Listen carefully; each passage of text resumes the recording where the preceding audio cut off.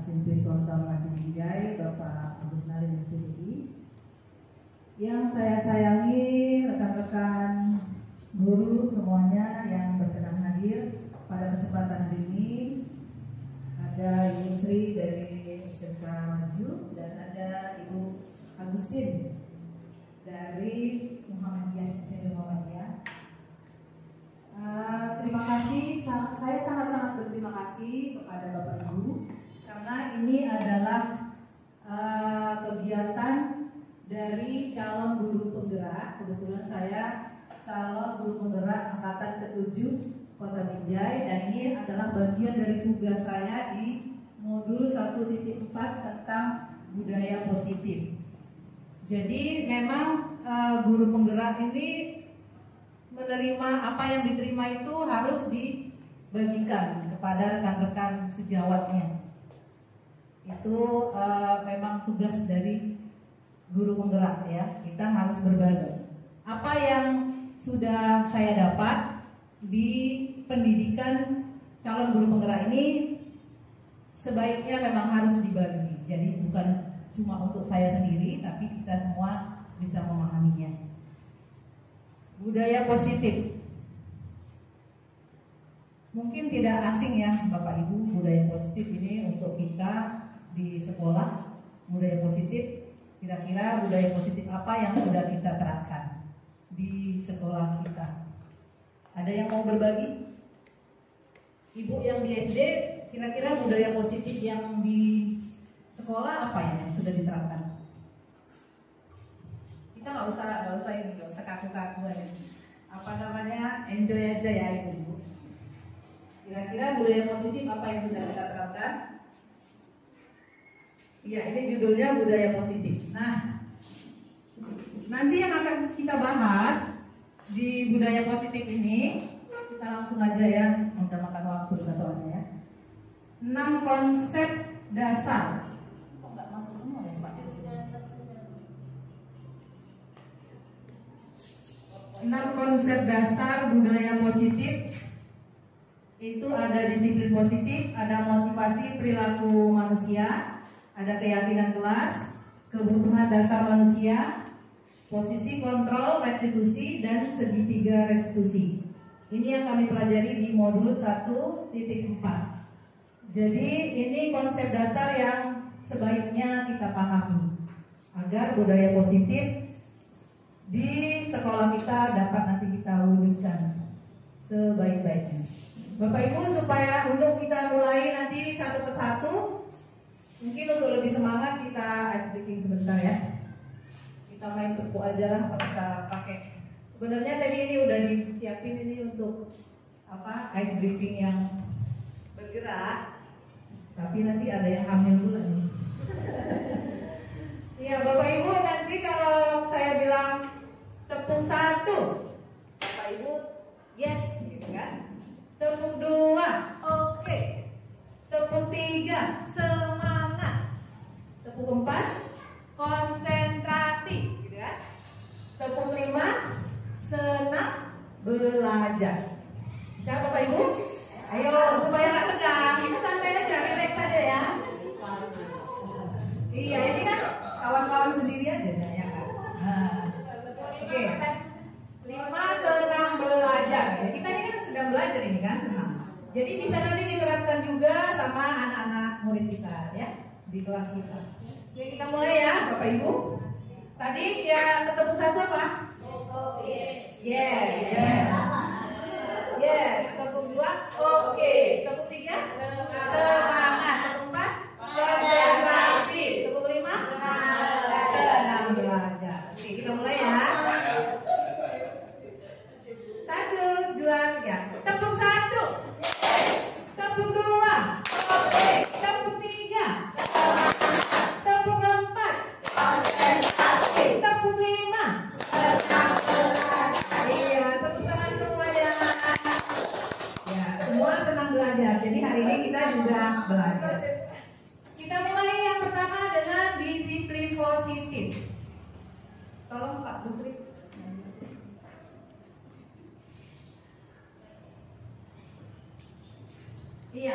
Disiplin positif itu mengandung nilai-nilai kebajikan universal. Semua orang tahu lah kalau kebajikan yang universal ya, misalnya tidak boleh menyakiti orang, gitu kan, saling menyayangi. Nah itu kan kebajikan universal yang semua orang tahu, gitu kan. Kemudian disiplin positif merupakan unsur utama terwujudnya budaya positif di sekolah. Jadi untuk terciptanya budaya positif, tentu semua harus memiliki disiplin positif.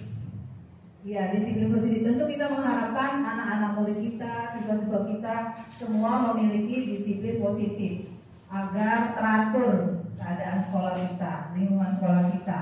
Nah, seorang guru yang memiliki disiplin berarti mereka bisa bertanggung jawab. Seseorang yang memiliki disiplin diri berarti mereka bisa bertanggung jawab terhadap apa yang dilakukannya karena mereka mendasarkan tindakan mereka pada nilai-nilai kebajikan universal. Ya, udah jelas ya Bapak Ibu. Disiplin diri berarti yang kita harapkan itu disiplinnya dari dalam diri. Apakah Bapak Ibu sudah memiliki disiplin pada diri sendiri? Tanyakan pada diri sendiri, karena kita akan menjadi contoh bagi anak murid kita di sekolah. Jadi anak-anak kita tentu akan melihat Bapak Ibu gurunya ya, apakah sudah memiliki disiplin diri. Karena kalau tidak ada nanti mereka juga akan melakukan hal yang sama. Sebagai pendidik, tujuan kita adalah menciptakan anak-anak yang memiliki disiplin diri, sehingga mereka bisa berperilaku dengan mengacu pada nilai-nilai kebajikan universal dan memiliki motivasi intrinsik, bukan ekstrinsik. Nah itu dia.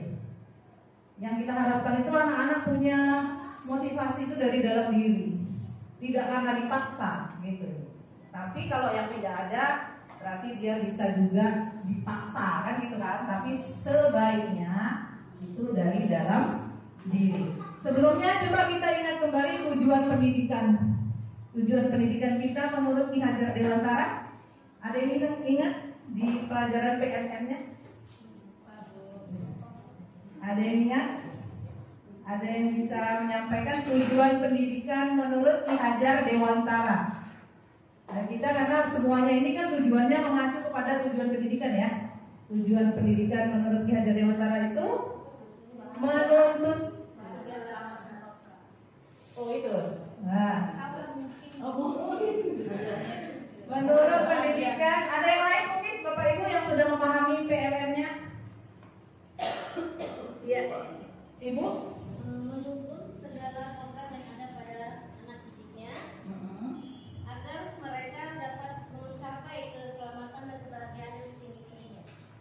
Iya, sebagai manusia dan di masyarakat ya, saya tambahkan ya. Iya, itu dia. Tujuan pendidikan menurut Ki Hajar Dewantara, ini patokannya nih Bu ya, patokannya sekali yaitu menuntun kodrat yang ada pada anak ya, itu untuk mencapai kebahagiaan setinggi-tingginya sebagai manusia dan sebagai anggota masyarakat. Itu dia. Nah, kemudian pendidikan tujuan pendidikan tadi juga berdasarkan dengan kodrat alam dan kodrat zaman. Jadi Bapak Ibu makanya kita harus terus belajar karena kan kita perkembangan zaman kan terus ya, apalagi di teknologi. Jadi kalau kita nggak mau belajar, kita kalah sama anak-anak kita kalah sama anak murid kita. Jadi kita harus terus belajar juga guru-gurunya. Pendidikan mengikuti kodrat alam dan kodrat zaman. Itu kodrat zaman tadi ya. Kalau kodrat alam itu anak-anak itu kan beda-beda, latar belakangnya berbeda-beda, alam dia berbeda-beda. Nah, jadi kita juga harus memperhatikan itu. Tidak semua anak itu tidak ada yang sama. Jadi kalau menurut modul yang telah kami pelajari, itu setiap anak itu sudah ada kodratnya masing-masing, sudah ada coretan-coretannya sebenarnya. Nah, tujuan kita itu menebalkan yang samar tadi. Jadi berarti kita menggali potensinya lah gitu kan. Tapi yang baik, kalau yang buruk mudah-mudahan hilang. Seperti itu tujuannya. Seperti itulah guru seharusnya. Nah, tapi dia juga ada kodrat alamnya yang sebenarnya. Jadi maksudnya kita tuh ada yang nggak bisa kita rubah dasarnya ya. Kita cuma bisa merubah lakunya. Nah seperti itu. Nanti akan kita pelajari di sesi yang berikutnya juga. Oke lanjut. Nah coba Bapak Ibu, strategi apa yang selama ini Bapak Ibu terapkan untuk menanamkan disiplin positif pada murid-murid? Ada yang mau berbagi di sini? Strategi apa? Misalnya supaya anak-anak itu disiplin gitu. Strateginya apa itu sebagai guru? Sebagai mungkin pengalaman Bapak Ibu guru yang di SD, kayak mana supaya anak-anak tertib gitu, strateginya apa? Mungkin ngasih permen gitu kan, ngasih hadiah supaya tertib gitu. Nah jadi mungkin selama ini kita punya strategi-strategi yang kita buat agar anak-anak itu menjalankan disiplin positif. Iya, Ibu Sri. Bu Fitri kasih.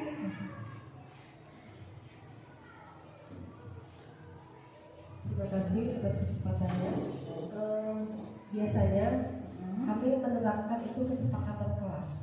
Iya. Disiplin itu. Karena kalau udah kesepakatan kelas, contoh yang sudah kami lakukan di sekolah, ketika guru sudah di dalam kelas, dia terlambat, nanti akan menerima kesepakatan yang sudah mereka tanda tangani atau sudah mereka buat di kelas itu terhadap guru tersebut. Itu saja Bu. Terima kasih. Iya. Terima kasih Bu Sri untuk berbaginya pengalaman. Ternyata Ibu Sri sudah menerapkan kesepakatan kelas ya di kelasnya.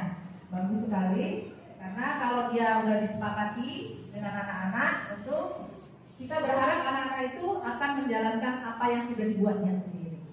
Oke, lanjut.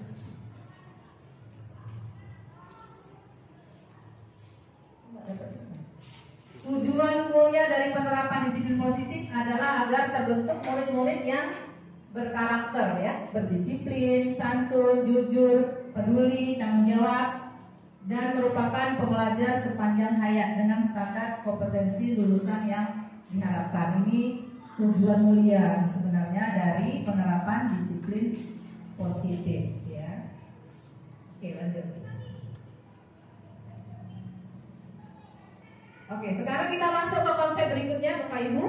Ini adalah motivasi perilaku manusia. Jadi manusia itu melakukan apa-apa itu pasti ada motivasinya. Semua siswa kita, murid kita bertingkah laku pasti ada motivasinya. Kenapa dia berbuat seperti itu?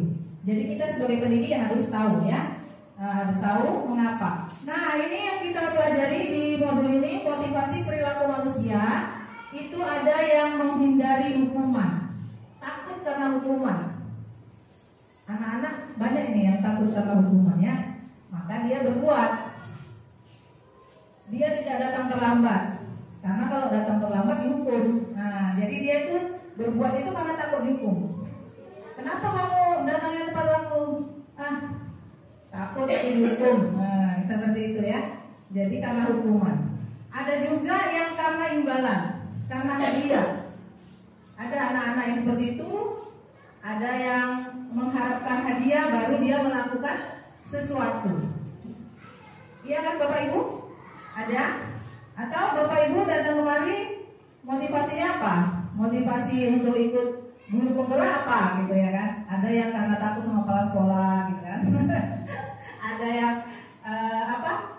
Oh mungkin nanti ada duitnya ini gitu kan? Ada yang memang betul-betul ingin dari dalam dirinya sendiri, ingin meningkatkan kompetensi, ingin berbagi kepada yang disamarkan. Nah seperti itu. Jadi ada 3 motivasi perilaku manusia. 1 menghindari hukuman, 2 mengharapkan imbalan atau hadiah, kemudian nilai-nilai yang diyakini dalam diri. Nah itu tadi 3 kan. Nah untuk tingkat yang paling rendah itu menghindari hukuman. Ada karena takut hukuman. Yang kedua mengharap imbalan. Yang ketiga nilai-nilai yang diyakini dalam diri. Ini yang sebaiknya ada pada diri kita. Nah kalau mengharap lanjut.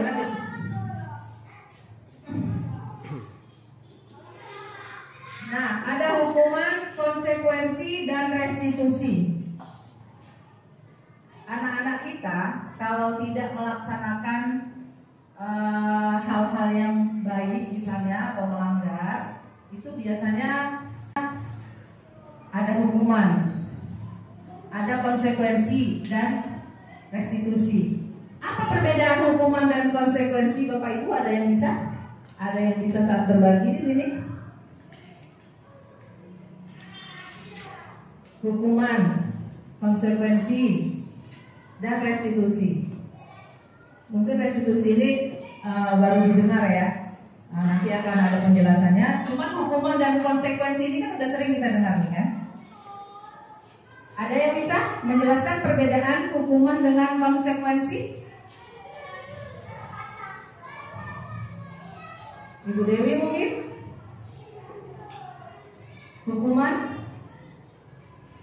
Hukuman ini biasanya bisa berbentuk fisik, ya kan? Bisa berbentuk apa? Seperti kayak menyakiti perasaan juga, gitu kan? Dengan kata-kata, nah seperti itu. Kemudian hukuman itu biasanya diterima secara tiba-tiba. Anak tadi nggak tahu dia, anak itu nggak tahu mau diapain, nggak tahu. Misalnya tiba-tiba dia terlambat. Oh, kamu harus keliling lapangan misalnya nih. Keliling lapangan 3 kali misalnya. Itu hukuman. Hukuman ini biasanya kalau diberikan kepada anak, dia itu hasilnya itu bisa seperti kayak dendam dia. Gak suka dia ya. Sakit hati juga. Ini hukuman. Karena dia nggak tahu nih. Tapi kalau konsekuensi ini seperti yang dibuat sama Ibu Sri tadi, dia udah ada kesepakatan, tapi dilanggarnya juga, nah dapat konsekuensi. Konsekuensinya apa? Udah tahu tuh anak-anak, misalnya setiap menyimpan sampah, misalnya dia harus apa? Ya, konsekuensi itu dia ada kesepakatan dulu, tapi dilanggar, nah itu dia dapat konsekuensi. Harus tinggal di kelas, belajar tambahan 10 menit, kawan-kawannya sementara udah keluar istirahat, itu konsekuensi. Oke, kemudian yang selanjutnya adalah restitusi. Apa itu restitusi?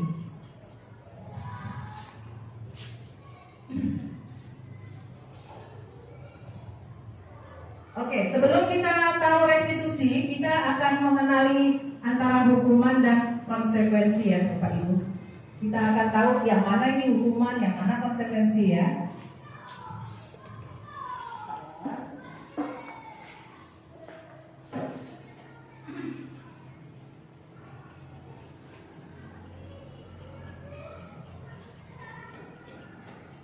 Karena terlambat ke sekolah, hukuman atau konsekuensi? Kita belajar bersama. Menurut Ibu Sri, hukuman, coba kita tengok ya. Berarti konsekuensi. Oke, berikutnya Bu Wiwi. Lari mengelilingi lapangan basket 2 kali karena terlambat hadir di sekolah. Hukuman. Bisa coba ya. Iya, benar. Selanjutnya, Ibu Suci, membersihkan coretan yang dibuatnya di meja tulis. Hukuman atau sanksi atau konsekuensi? Membersihkan coretan yang dibuat di meja tulis.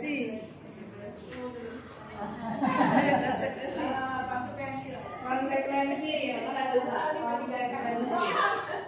Iya,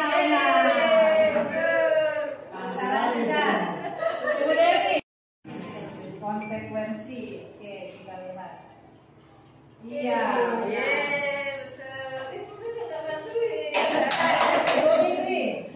Berjemur di lapangan basket pukul 12 siang karena mengobrol dengan teman. Hukuman. Kejep kali, Pit. Iya. Lanjut. Pak Jaga, murid diminta bertelanjang kaki sepanjang hari karena tidak menggunakan sepatu warna hitam sesuai peraturan sekolah. Ya menurut Pak Jaka konsekuensi katanya ya. Coba.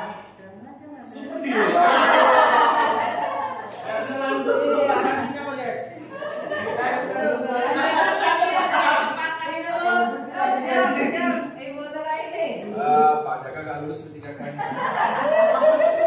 Berdiri di depan kelas sambil mengangkat kaki satu karena tidak bisa menjawab pertanyaan. Hukuman kata benar ini ya. Coba ya. Iya benar. Oke lanjut. Bu Batika, membersihkan tumpahan air di meja tulis karena tersenggol pada saat belajar. Konsekuensi. Iya. Masih ada? Masih ada ternyata. Pak Demis ya? Ada kawannya apa enggak ya?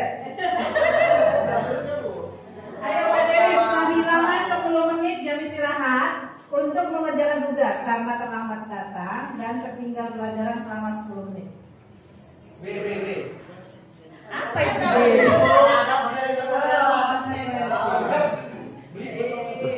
Iya.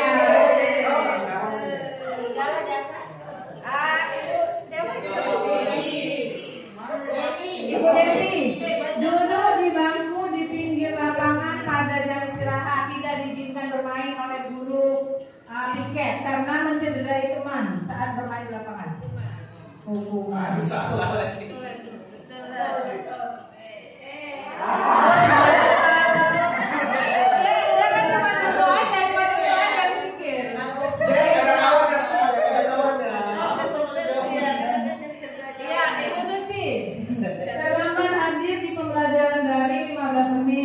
Dan diminta untuk tinggal 15 menit sesuai kelas selesai untuk membahas ketertinggalan pelajaran. Hukuman. Biru, super biru. Hukuman kata Bu Suci. Ternyata kalau apakah masih ada? Oh masih. Ibu lari mengelilingi lapangan basket 2 kali karena terlambat 10 menit untuk pelajaran PJOK. Hukuman. Konsekuensi.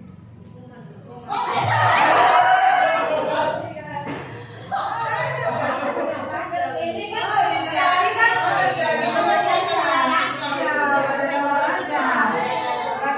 ada kesepakatan kan? Ya. Oke, ini sama-sama yuk, sama-sama. Kak Putri belum, Kak Putri.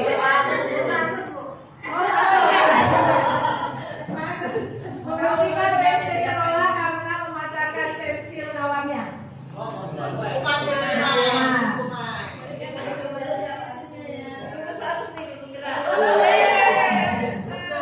Ya betul. Tadi ada yang salah berarti berapa ya? Oke. Satu lagi. David. Hanya sedikit dari bagian. Ini kayak mana? Untuk memperbaiki kesalahan sendiri, sehingga mereka bisa kembali pada kelompok mereka dengan karakter yang lebih kuat. Itu Gosen 2004. Kemudian dipahami ya Bu, restitusi itu apa? Restitusi juga merupakan proses kolaboratif yang mengajarkan murid untuk mencari solusi untuk masalah dan membantu murid berpikir tentang orang seperti apa yang mereka inginkan dan bagaimana mereka harus memperlakukan orang lain. Jadi restitusi itu kita mengharapkan dia bisa bertanggung jawab dengan perilakunya dia sendiri. Apa yang sudah dikerjakan dia bisa bertanggung jawab dan dia bisa mengenali, mencari solusi masalahnya sendiri. Tapi kita hanya membantunya. Nah, keyakinan kelas.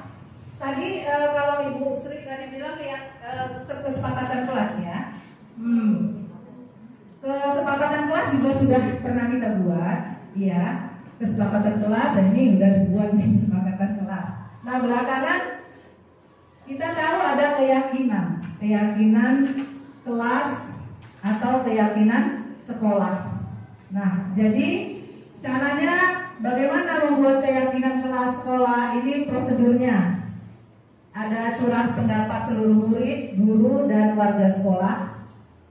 Untuk ibu-ibu yang di SMA dan SD ini kemarin kami udah lakukan ini, ya, dan lakukan mencatat semua masukan dan mengumpulkannya.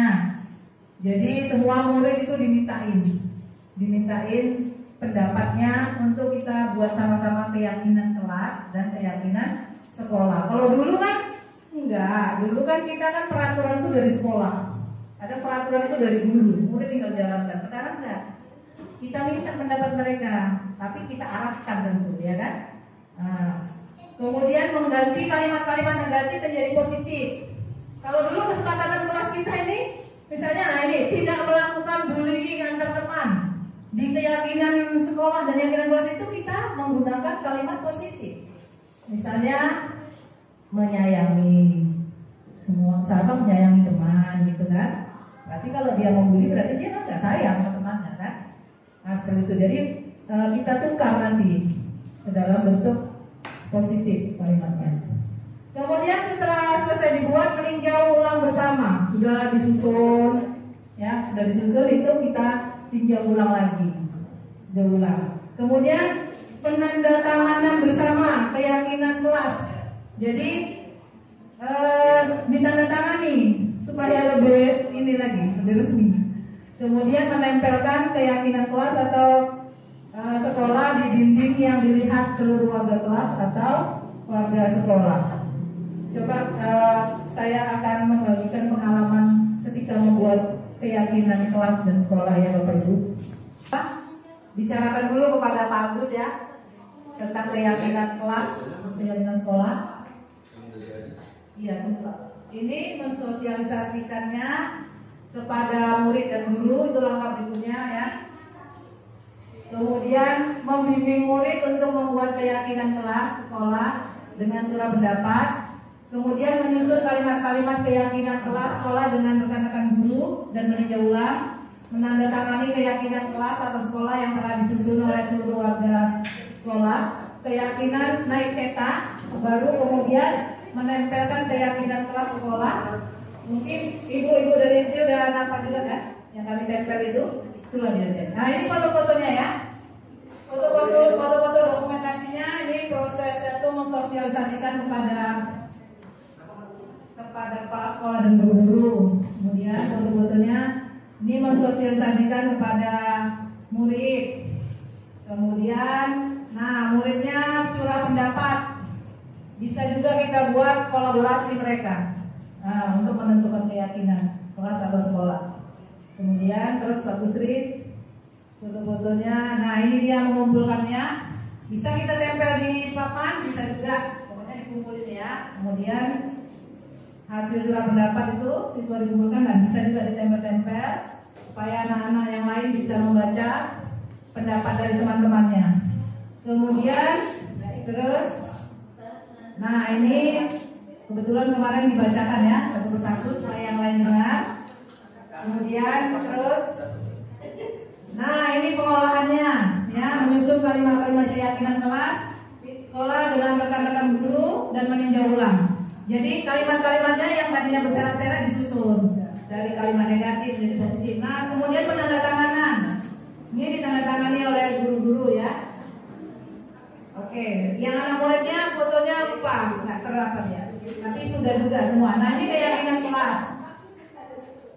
Ini penandatanganan siswa ya, tapi belum semua kemarin ini sudah diambil fotonya. Nah kemudian ini dia yang sudah selesai, sudah ditempel di dinding, yang menurut kita semua itu bisa terlihat oleh seluruh warga sekolah. Nah itu dia sudah selesai. Kemudian ini juga keyakinan kelas di kelas 9 juga sudah selesai, sudah ditempel. Nah itu proses yang baru kita sama-sama lakukan di SMP Swasta Melati Jaya. Saya bilang apa sudah ya? Oke, berikutnya untuk budaya positif kita juga harus tahu 5 kebutuhan dasar manusia. Kita harus memahami kebutuhan dasar manusia. Jadi kalau mulai kita bertingkah yang aneh-aneh, membuat perilaku yang aneh-aneh, kita tengok dulu apakah kebutuhan dasarnya memang sudah terpenuhi atau belum. Ya, yang pertama kebutuhan bertahan hidup. Kebutuhan bertahan hidup itu contohnya ada yang ingat pelajaran PMM-nya? Ini semua dari PMM kayaknya. Kebutuhan sandang, pangan, rumah, kesehatan. Macam mana kalau murid kita mau belajar dengan baik? Kalau di rumahnya misalnya kebanjiran, ya kan? Kan nggak fokus. Kemudian lapar dia karena belum terpenuhi kebutuhan utamanya tadi. Lapar, makan, perutnya aja masih lapar, nggak dikasih sarapan. Sarapannya kadang-kadang iya, kadang-kadang enggak. Jadi itu mempengaruhi semua perilaku siswa kita. Sakit misalnya, kan kesehatan itu kebutuhan manusia. Kemudian kebutuhan merasa diterima. Kebutuhan merasa diterima. Jadi kita semua harus peduli pada siswa kita, jangan sampai terabaikan. Anak-anak itu ingin merasa diterima, love, cinta, pengen disayangi, cintai. Makanya anak murid kita tuh kalau kita love saja itu udah senang deh, ya kan? Merasa senang dia. Nah itu dia. Kemudian kebutuhan kebebasan, freedom. Contohnya gimana, Bapak Ibu? Kebutuhan kebebasan, ingin bebas lepas gitu. Maksudnya itu, iya, mengeluarkan pendapat kita dengarlah, ya kan? Jadi semua anak tadi kan berbeda-beda. Ya, jadi bebas dia, kemudian kebutuhan dan akan kesenangan juga kita perhatikan. Kebutuhan akan kesenangan, makanya kita harus merancang pembelajaran yang menyenangkan. Anak-anak senang. Ibu Agustin?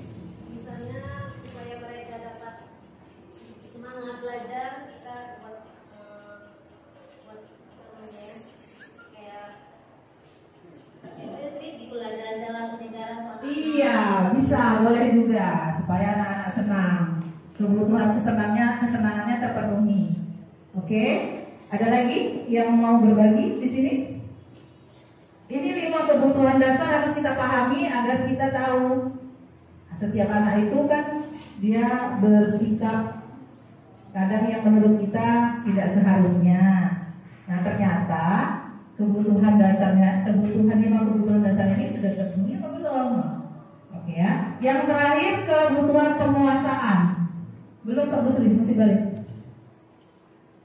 Kebutuhan penguasaan, power. Ini biasanya anak-anak yang ingin tampil gitu kan. Kan ada tuh anak-anak yang pengen tampil aja. Nah, itu dia memang kebutuhannya berarti penguasaan. Dia itu kepingin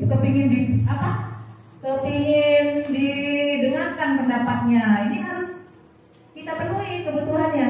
Biasanya anak-anak yang kebutuhan dasarnya kebutuhan penguasaan ini dia kreatif, ingin tampil, nah seperti itu. Ada anak-anak seperti itu, ya. Oke. Ada yang mau memberi pendapat lagi tentang kebutuhan dasar tadi? Udah ya. Kemudian kita lanjutkan 5 posisi kontrol. 5 posisi kontrol kita bisa sebagai penghukum, membuat merasa bersalah, sebagai teman, sebagai pemantau, dan sebagai manajer. Nah ini kayaknya yang paling penting ini loh. Iya, sebagai penghukum, sebagai pembuat merasa bersalah, sebagai teman, sebagai pemantau, dan sebagai manajer. Menurut ibu-ibu yang sudah pernah dilakukan yang mana?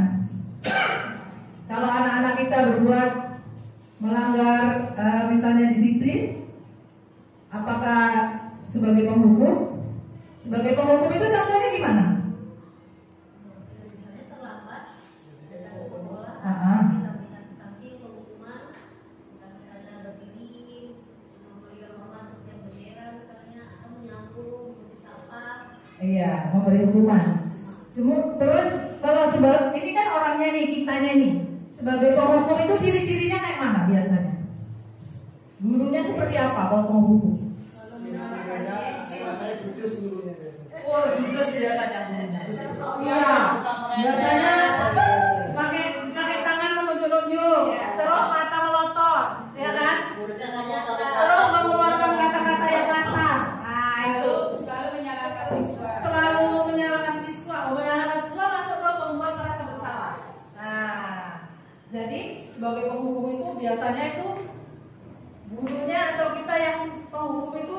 galak ya, melotot matanya menuju-nuju, ngomong kasar atau sebagainya.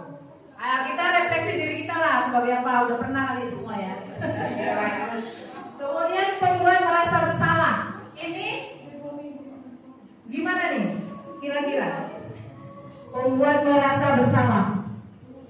Contohnya gini. Ini gara-gara kamu nih. Gitu ya kan? Saya jadi ibu jadi ditegur nih sama kepala sekolah nih.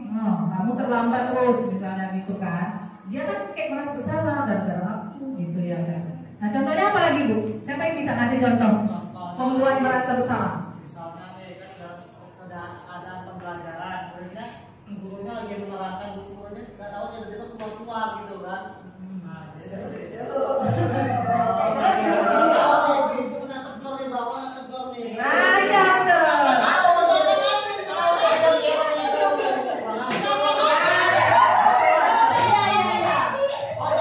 Emang Pak Jaka pernah yang kayak gitu ya?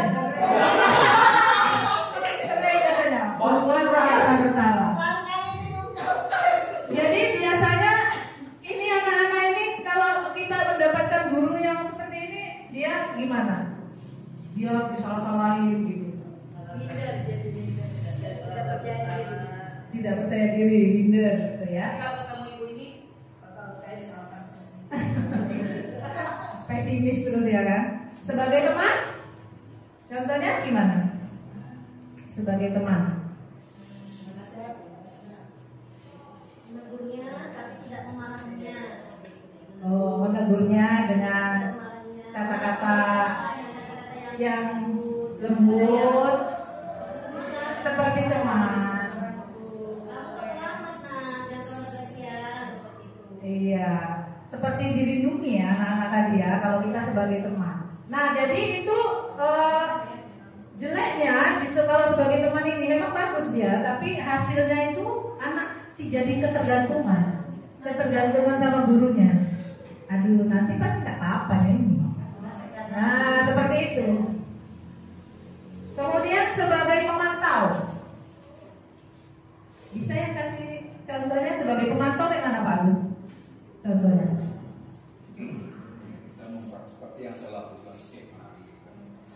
Memperhatikan tingkah laku karakter siswa, terutama yang selalu membuat soal atau problem di sekolah. Jadi mungkin bisa itu semacam observasi juga. Ada catatan khusus walaupun hanya sekedar pantau. Iya, ada catatan khusus. Memang benar. Kalau sebagai pemantau itu kita berdasarkan data-data, berdasarkan catatan. Kamu sudah berapa kali ini absen? Sudah berapa kali terlambat? Nah, seperti itu. Itu pemantau. Cuman ya pemantau dia tidak terlalu ini sih, suaranya tidak terlalu keras, tidak terlalu tinggi. Dia cuma berdasarkan data-data saja. Ya. Kemudian sebagai manajer. Nah, sebagai manajer ini yang paling ininya ya Bapak Ibu, ini yang kita harapkan. Kita harapkan semua kita guru-guru menjadi posisi kita itu sebagai manajer. Bagaimana sebagai manajer? Ini kepala sekolah bisa nih menjelaskannya sebagai manajer.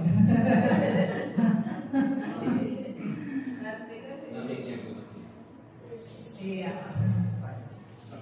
Kita santai-santai aja Bu. Dan apa? Gantung-gantung. Memang ini sudah saya pelajari juga waktu kegiatan penguatan kepala sekolah ya, di SMA 1 Wijaya waktu itu kan. Jadi yang dikatakan manajer seperti itu tidak terlepas juga dari yang kelima tadi ya, tapi intensitasnya tidak begitu tinggi. Nah, jadi kalau itu pemahaman saya waktu di pelatihan kepala sekolah, dia sebagai pendampingan, memberikan arahan, memberikan planning juga terhadap siswa tersebut, tidak memaksakan kehendak, ya kan.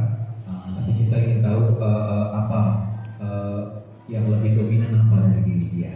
Waktu saya dulu di Alia, ini pengalaman saya dan teman saya itu nggak mau belajar, dia hanya olahraga. Kebetulan kepala sekolahnya waktu sangat bijak banget, bagus sekali.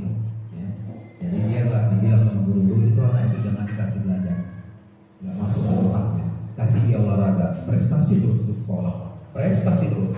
Nah, dia belajar nggak mampu. Jadi sama dengan sekolah penggerak kurikulum mereka sekarang. Makanya saya katakan sama guru-guru kemarin, semua guru kalau bisa memahami siswa itu kemana arahnya, kemana dia lebih dominan. Jadi kemana lebih dominan. Alhamdulillah saya uji coba 3 bulan yang lalu itu sudah mulai bagus, gitu ya, mulai bagus. Rata-rata anak sudah bisa. Yang ada yang paham sampai sini, ada sampai sini, gitu kan. Jadi saya rasa itu aja pengalaman saya ya. Karena ya lebih apalah, lebih terencana dia, lebih terencana, ada terencananya, ada perencanaan yang matang. Nah perencanaan itu termasuklah supervisi kelas di dalamnya, ya, evaluasi pembelajaran dan sebagainya. Ada perencanaan, ada di situ juga ya. Terima kasih. Iya, posisi manajer tadi yang kita harapkan semua guru sebagai manajer, dan sebenarnya anak-anak juga kita harapkan nanti sebagai manajer untuk dirinya sendiri. Tapi kita harus paham manajer itu dia segitiga restitusi ini kita gunakan untuk menangani masalah sebagai manajer. Segitiga restitusi tadi. Nah, kenapa dibuat segitiga? Itu karena ada 3 sisinya. Sisi yang pertama itu menstabilkan identitas. Kemudian sisi yang kedua validasi tindakan yang salah. Kemudian yang ketiga menanyakan keyakinan. Jadi kita menangani satu masalah anak-anak untuk sebagai posisi manajer, sebaiknya kita gunakan segitiga restitusi ini. Mungkin ibu-ibu masih bingung ya, apa sih maksudnya menstabilkan identitas gitu kan? Memvalidasi tindakan yang salah, menanyakan keyakinan. Ini ada contoh videonya ya, ibu. Kontrol itu adalah 1. Posisi penghukum, 2. Posisi pembuat merasa bersalah, 3. Posisi teman, 4. Posisi pemantau atau monitor, dan 5. Posisi manajer. Untuk lebih memahami kelima posisi tersebut, mari kita saksikan kasus Naren yang terlambat hadir 20 menit di sekolah dan melihat bagaimana kelima posisi kontrol dalam menghadapi masalah tersebut.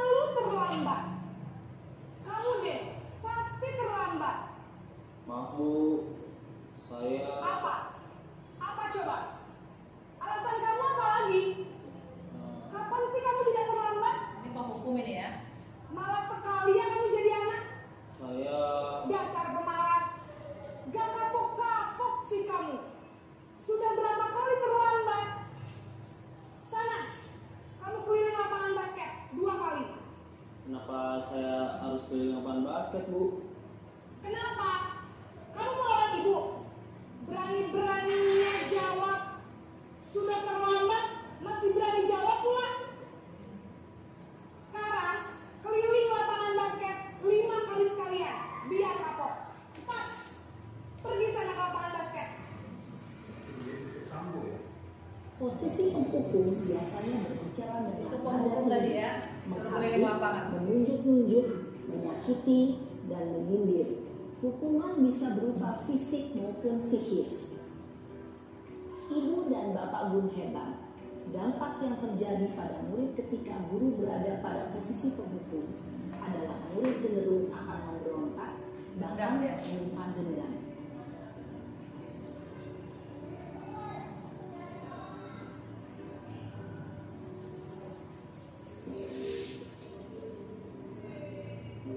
Ini kasusnya sama semua ya, cuman dia posisinya sebagai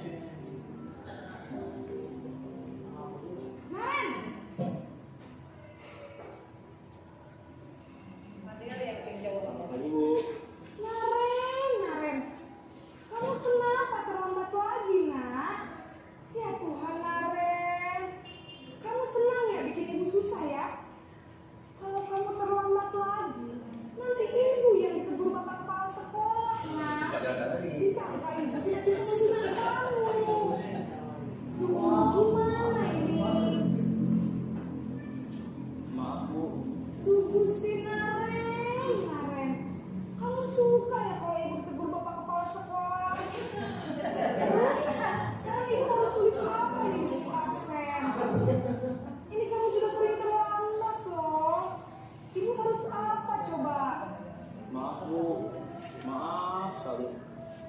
Ya sudah, lain kali jangan bikin ibu susah lagi ya nak ya.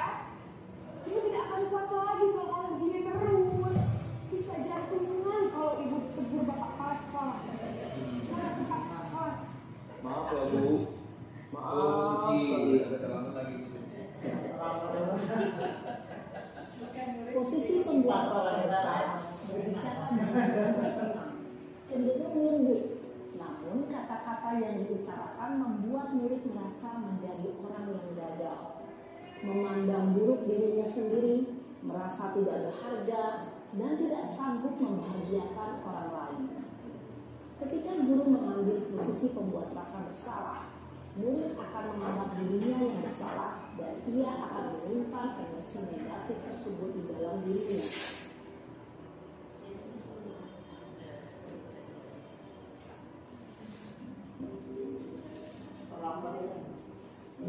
Ini sebagai apa selanjutnya?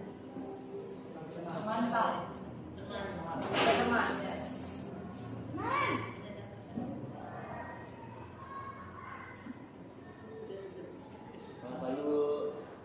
Wah, sudah jam berapa ini nak? Terlambat lagi ya saya. Iya Bu, habis ibu saya lupa bangunkan saya Bu. Dia nggak ketakutan karena aku sebagai teman ya. Malah menyalahkan ibu kamu. Kamu bukannya anak yang larinya paling kencang. Kok terlambat sih? Iya Bu, saya sudah dimakan tadi. Jadi biarpun saya kencang, tetap akan kejar Bu. Ya sudah sana. Nanti lain kali larinya lebih kencang lagi ya. Biar gak terlambat lagi. Bikin seneng ibu. Demi ibu. Bu Suci itu ya. Ya sudah sama sekolah. Ibu beresin urusan absen kamu. Kamu ini ada-ada saja. Dalam posisi teman, guru berbicara dengan nada suara ramah, cenderung bersinar untuk menjaga suasana tetap santai. Murid akan merasa senang, aman, dan akrab dengan guru. Identitas yang tercipta adalah identitas sukses atau berhasil. Namun, perlu diingat, karena ini masih dorongan eksternal, maka ada faktor ketergantungan dari murid kepada orang tertentu. Di sini guru absennya, sehingga di lain waktu murid bisa berperilaku baik, namun hanya kepada orang-orang tertentu saja.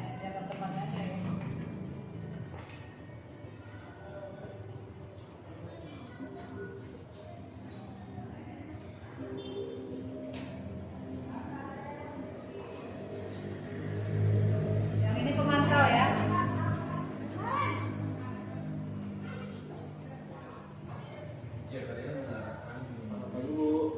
Naren, apa peraturan sekolah kita tentang jam berapa kita harus masuk sekolah nak? Kita harus di sekolah jam 7 Bu. Iya betul, sekarang sudah jam 7.20. Naren sudah tahu konsekuensinya jika terlambat hadir. Paham Bu, saya harus tinggal kelas, harus jam istirahat selama 20 menit. Iya benar, konsekuensinya demikian. Jadi nanti jam 9.30 pas istirahat, kamu harus tinggal di kelas, kerjakan tugas tambahan untuk ketertinggalan kamu, ya? Baik Bu. Posisi pemantau mengandalkan perhitungan atau data untuk mengontrol murid. Guru mengarahkan murid berdasarkan peraturan dan konsekuensi.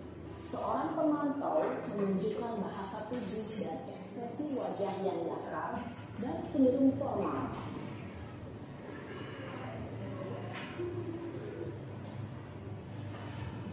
Ini yang terakhir manajer.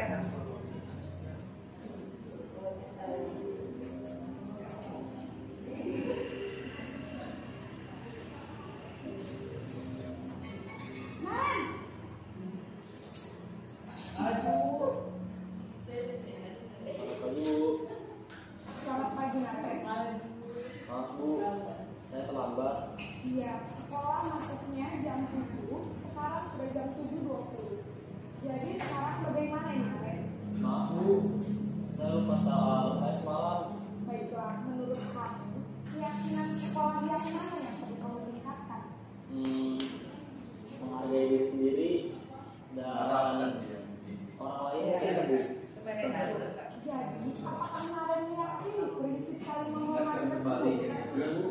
Saya meyakininya. Apakah kalian bersedia memperbaiki masalah sekolah? Bersedia, Bu. Bagaimana Banyak hal. memperbaiki masalah sekolah? Saya akan coba untuk menyediakan alat-alat. Ya kalau di gini kan Ada, Bu. Kata saya, Kak Emma. Ada lagi selain KM. Selain Kak Emma, ada ibu saya. Baik, jadi yang mengingatkan Aren adalah Kak Emma dan kamu ya. Kira-kira akan mulai secara alarm kapan nih Aren? Setelah pulang sekolah, akan segera saya lakukan. Baik, jadi Naren akan setel alarm untuk bangun besok pagi dan akan diingatkan oleh kakak dan ibunda Naren ya. Ada lagi yang mungkin perlu dilakukan Naren agar tidak terlambat bangun lagi. Tidak ada, Bu. Baik Naren, terima kasih untuk kerjasama kamu. Sekarang kamu perlu kembali ke kelas untuk belajar. Besok kalau saya tegur poin kelima jangan marah ya. siswa itu sendiri, guru hanya mengarahkan saja. Ya, nah untuk lebih jelasnya lagi, penggunaan segitiga restitusi ini ada juga videonya yang Bapak Ibu, supaya kita semua ketika ada siswa kita yang bermasalah, kita bisa berposisi sebagai manajer. Nah, bagaimana nanti pertanyaan-pertanyaan untuk menstabilkan identitas? Coba lanjut dulu, Pak Busri. Nah ini, untuk menstabilkan identitas, itu kata-kata yang diucapkan oleh guru biasanya bisa berbuat salah itu tidak apa-apa. Jadi si anak tadi tidak merasa gimana gitu ya kan. Kemudian tidak ada manusia yang sempurna. Kemudian saya juga pernah kok melakukan kesalahan. Kemudian kita bisa menyelesaikan ini. Kemudian Bapak Ibu tidak mencari siapa yang salah, tapi bagaimana menyelesaikan masalah ini. Jadi menstabilkan identitas itu contohnya kata-katanya seperti ini. Bisa ketika anak tadi berbuat salah kita panggil. Nah ini kata-kata pertamanya seperti ini. Jadi anak dia tidak ketakutan seperti itu, tidak merasa tidak enak gitu ya. Selanjutnya contoh dari memvalidasi tindakan yang salah.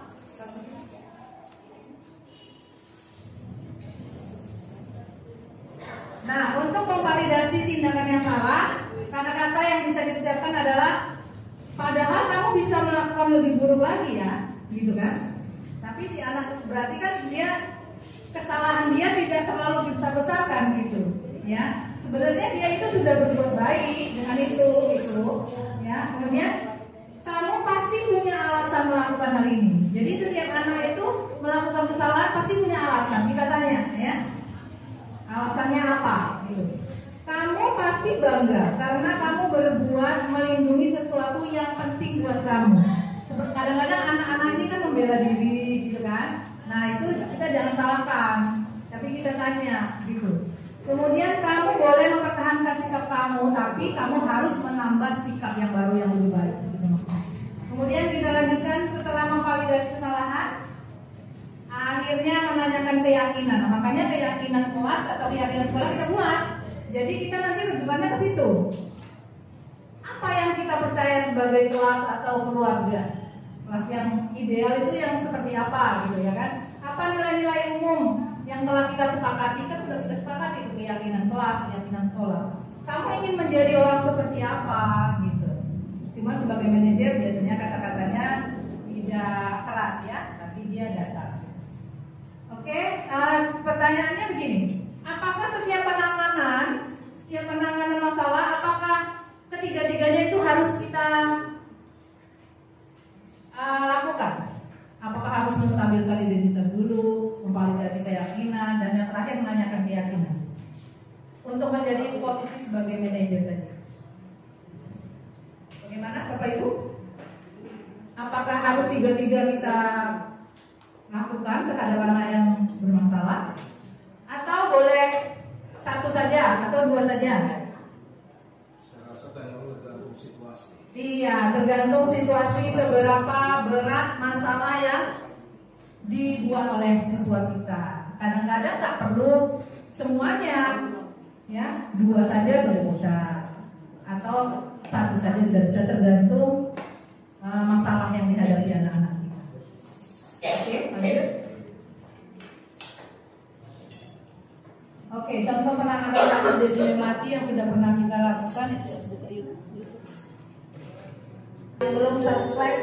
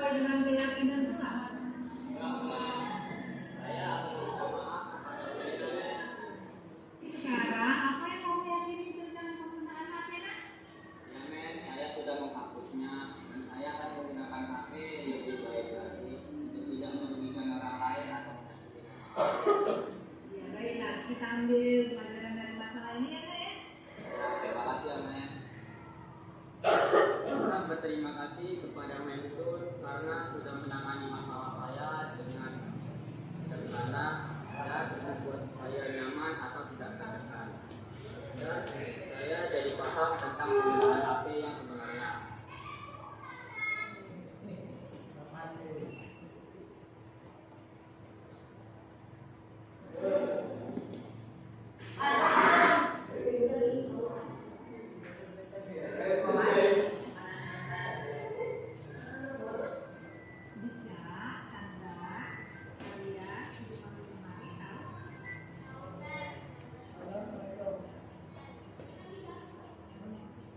Berbuat apa itu apa-apa.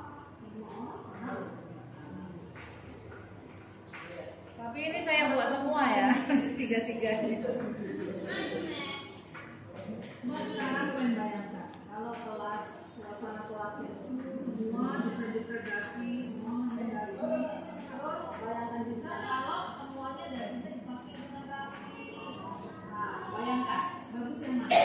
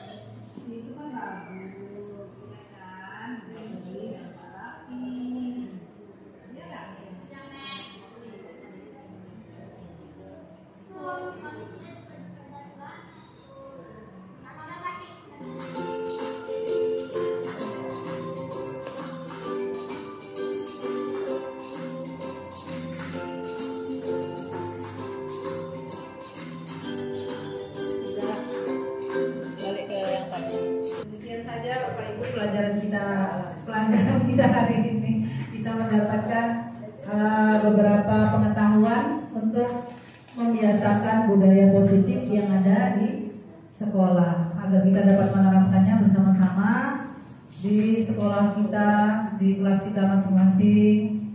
Nah, ini tadi budaya positif ada 6 konsep dasar ya yang kita pelajari. Coba bagaimana perasaan Bapak Ibu setelah mengikuti sesi ini? Alhamdulillah mantap. Iya, alhamdulillah.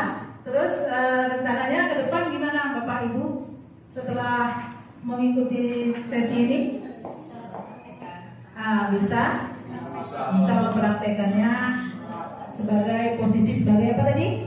Sebagai manajer. Sebagai manajer, tapi bisa juga kita sebagai teman, sebagai pemantau sudah ada di dalamnya, tapi dia ujungnya ke sebagai manajer. Sekali-sekali manajer itu sudah di dalamnya sudah masuk pemantau sebagai teman gitu ya. Baiklah, terima kasih untuk pertemuan hari ini. Terima kasih, mudah-mudahan kita semua diberi kesehatan dan bisa menjadi guru yang lebih baik lagi, saling berbagi. Sampai bertemu bulan depan. Assalamualaikum warahmatullahi wabarakatuh.